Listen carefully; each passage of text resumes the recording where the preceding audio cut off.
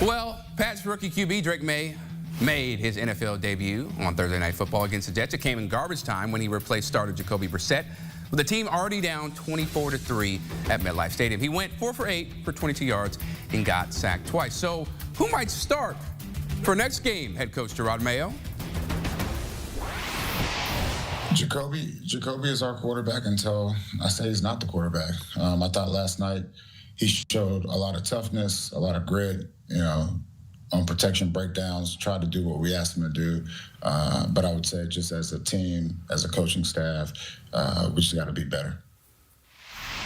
And for more on the Pats QB dilemma, or whatever you want to call it, we bring in CBS Sports NFL writer Tyler Sullivan. And Tyler, when you look at the lack of weapons at wide receiver, right, the shaky O-line, how much do you think a QB change would elevate this offense as it currently stands? Well, I can give it to you short, not much, because, this offensive line for the New England Patriots specifically is what is limiting this team. And it kind of goes back to the summer. It goes back to the spring. This is something that has been a cause for concern for this Patriots team. It was the #1 need outside of quarterback going into the offseason to try to solidify the tackle positions. We thought when they signed Mike Owenu to their big contract that he was going to solidify the right side, and then the left side is all they needed to take care of. And they really didn't figure that out. They did bring in Caden Wallace via the NFL draft. They signed Chukwuekorfor in free agency. He has since left the organization. Vidarian Lowe is a holdover from a year ago. He's now injured. It just is not conducive to a productive offense, this offensive line right now. You just look at last night as an example. Jacoby Brissett was pressured on nearly 60% of his dropbacks. He was facing that type of a pressure rate on the night. And I don't care if that's Drake Maye. I don't care if that's Jacoby Brissett. I don't care if that's Tom Brady. It doesn't matter. That is not conducive to a fast-flowing, productive offense. So as much as we kind of talk about, okay, we did see Drake Maye, they did make that switch, albeit in garbage time. What does that mean going forward? If I'm Jerod Mayo, if I'm the Patriots organization, I don't know if I put your #3 overall pick in harm's way like that. Unfortunately, that's kind of what Jacoby Brissett's here for. He's here to take those 5 sacks, to allow that offensive line to kind of figure itself out, to allow those wide receivers to get their feet wet in the NFL. Drake Maye shouldn't be taking those hits. Definitely not. I mean, as you said, the amount of investment, money that they've invested, and just where they picked him, you keep sitting him until that offensive line figures out. And unfortunately for Jacoby Brissett, he might have to take some more hits, but that's what he signed up for, and he is a veteran QB. Now moving on to Commanders QB Jaden Daniels. He's 1-1 as a rookie with the Bengals defense up next. And he's thrown for 410 yards through 2 games, completing 75% of his passes, has been sacked 7 times. And Bengals defensive back Cam Taylor-Britt, well, he had some fascinating comments to say about Jaden and that Washington offense. Yeah, composed. They don't make them do a lot, so they keep it really simple for them. Nice college offense.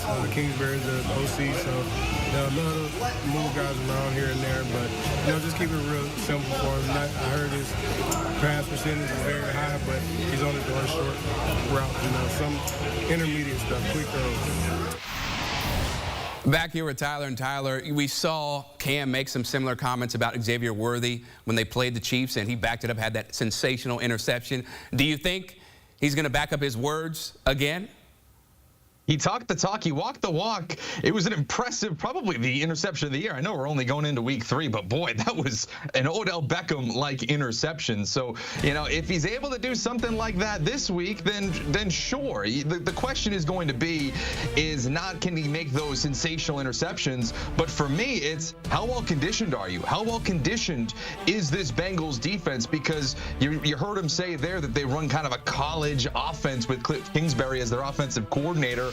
Well, one of the things that they're doing is running no huddle. This team is moving. They run the most no huddle through the first 2 weeks of the season in the entire NFL, and they're doing it productively, averaging 6.4 yards per play when they run that no huddle, significantly less when they don't. So it's going to come down to conditioning here. And as much as, I personally find it entertaining, Taylor-Britt kind of talking up his secondary, this team is 0-2. As much as we're saying he's walking the walk and talking the talk, this Bengals team in general needs to start putting wins in the column before they could start kind of talking in that regard. Hey, look, it takes a full 22 players, right? So that offense really needs to step it up, because I think if few things went their way last week against Kansas City, maybe the Bengals come out with a W. But I agree, they do have to pick up some wins to make sure that talk has a little more validity.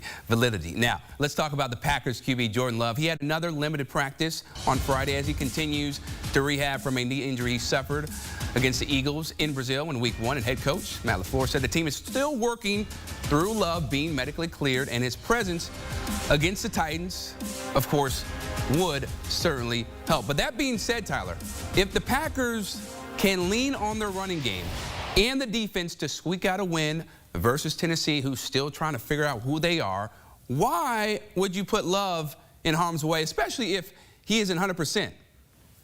Yeah, it's a good question, and I think this really is going to come down to Matt LaFleur. And as much as we know that Jordan Love is one of the highest-paid quarterbacks in the NFL, he's a competitor, he wants to play, this comes down to a head coaching decision. It reminds me a little bit of a quote that Kevin O'Connell, head coach of the Vikings, had a year ago when Justin Jefferson was dealing with his injuries. He said something to the effect of, we need to protect the player from himself, because just like Justin Jefferson, Jordan Love is a competitor. He wants to be on the field. He's going to do every single thing that he can, despite an ankle sprain, a knee sprain, and all of that stuff, to get onto the field. Now, as the head coach, Matt LaFleur, you need to kind of understand that and also be aware that the player is going to kind of lie to you a little bit, right? To say, hey, no, coach, I'm totally fine. Put me out there. I'll be effective. You really need to lean on the medical staff. You really need to lean on those professionals to say, hey, listen, this is our $50 million a year quarterback. He is someone who, if he reaches the peaks that we saw last year, can take us to postseason success.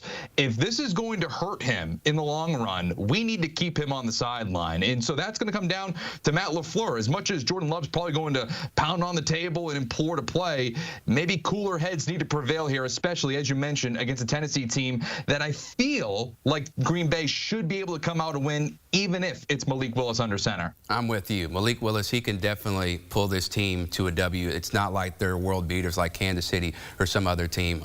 So, yeah, it'll be interesting to see what Matt LaFleur decides with his prize QB, Jordan Love. Now, with the San Francisco 49ers, the injury news has gone from bad to worse this week. They're going to be without stars Christian McCaffrey and Deebo Samuel for multiple weeks. Now, tight end George Kittle is listed as doubtful for Sunday's game against the Rams. Kittle tweaked his hamstring in practice this week. On defense, Nick Bosa, Charvarius Ward, they are both questionable.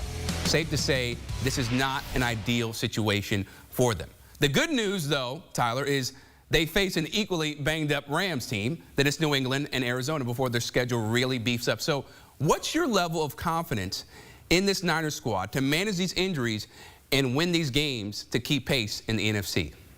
Well, as you mentioned there, you know, injuries are always an opportunity. You just don't want to see it, especially to the level that San Francisco is currently dealing with. But if it's going to happen, this is kind of the area where you would want to have it all happen. You're going up against, as you mentioned, a Los Angeles Rams team that's equally banged up. They don't have Cooper Kupp. They don't have Puka Nacua. They're missing pieces along the offensive line. So you look at that and say, okay, well, you know, kind of things wash out a little bit. And then you play a New England Patriots team who we all saw on Thursday night is not going anywhere fast. Now, the Cardinals, on the other hand, I do think would be a tough out. Really, to me, it's these next 2 weeks. If you can get relatively healthy, get somebody like George Kittle back healthy, if you get Deebo Samuel back into the fold, if he's able to go for that Week 5 game, then okay, you're starting to kind of move in a positive direction, because I do think that Cardinals game, they'll be a tough out. But more than anything else, I'm looking at Brandon Ayuk. This is the point now where we're saying, okay, we just had the whole offseason ordeal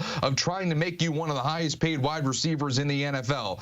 These are the times where you have to come and stand up and say, I'm not only paid that way, but now I'm playing that way. Obviously, we've seen that in the past, but now Brock Purdy's going to lean on him as much as ever with all of those players out, and we have to see him produce at a high level. It's kind of been a quiet couple of weeks here to start. It needs to come into this game in Week 3.